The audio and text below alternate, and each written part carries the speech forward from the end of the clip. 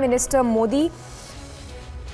ऐसे नरेंद्र मोदी की मौत होगी, यह भी मैं आपको बोलना चाहता हूँ। हो सकता है इसके भी खिलाफ मेरे को 1000 नोटिस मिल जाए, उसकी कोई परवाह नहीं है। हम लड़ते हैं, आगे भी लड़ेंगे। इतना ही बोलकर मैं मेरे दोस्तों सलाम करता हूँ।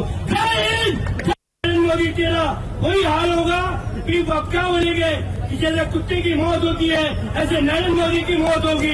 यह भी मैं आपको बोलना चाहता हूँ। हो सकता है इसके भी खिलाफ मेरे को 1000 नोटिस मिल जाए, उसकी कोई परवाह नहीं है। हम लड़ते हैं, आगे भी लड़ेंगे। इतना ही बोलकर मैं मेरे दोस्तों सलाम करता हूँ। जय हिंद। नरेंद्र मोदी तेरा वही हाल होगा।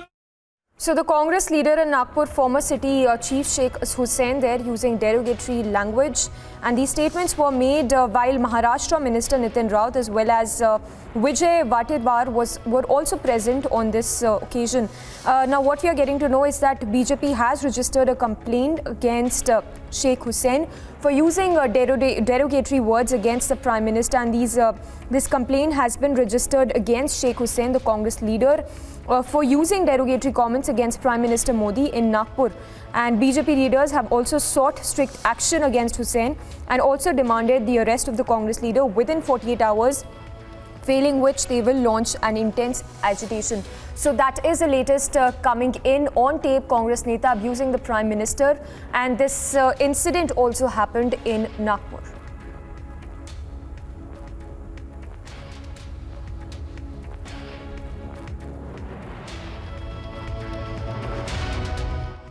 प्रधानमंत्री मोदी जी के खिलाफ जिस भाषा का उन्होंने प्रयोग किया है, जिस अभद्र वाणी से उनकी ओछी मानसिकता वे दर्शाते हैं, क्या कांग्रेस का हाईकमांड उसका समर्थन करता है?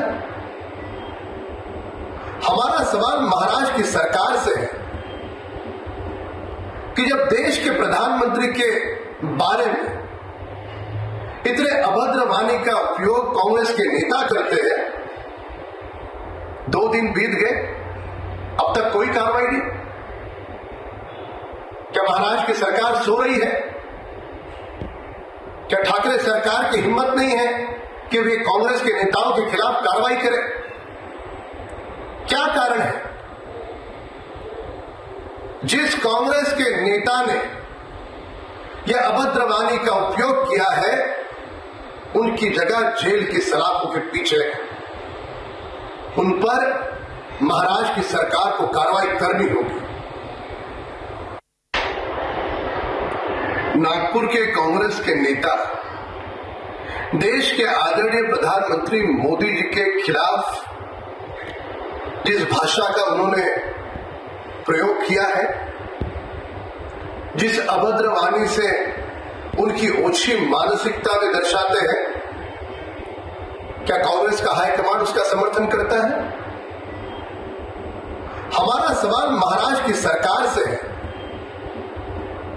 कि जब देश के प्रधानमंत्री के बारे में इतने अभद्र वाणी का उपयोग कांग्रेस के नेता करते हैं, 2 दिन बीत गए, अब तक कोई कार्रवाई नहीं। क्या महाराष्ट्र की सरकार सो रही है?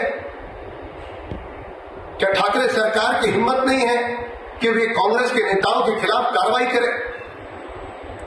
क्या कारण है? जिस कांग्रेस के नेता ने यह अभद्र वाणी का उपयोग किया है, उनकी जगह जेल की सलाखों के पीछे, उन पर महाराष्ट्र की सरकार को कार्रवाई करनी होगी।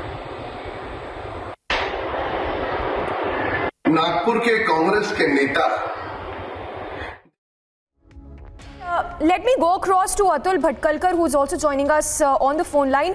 Sir, on tape we have, the Congress leader using such vile language for the Prime Minister while resorting to violence. What even justifies using such a language for the Prime Minister of the country? And so that's why I tweeted the concerned person should be arrested immediately. FIR should be filed against him because he made lowest level of derogatory statements, use words against our beloved Prime Minister. But unfortunately, this is the culture of Congress. Rahul Gandhi, who is currently facing ED, once even stated that प्रधानमंत्री को तो जूते से मारना चाहिए. And so this is the basically culture of this Gandhi Nehru family. They treat their opponents, political opponents, nothing but as enemies.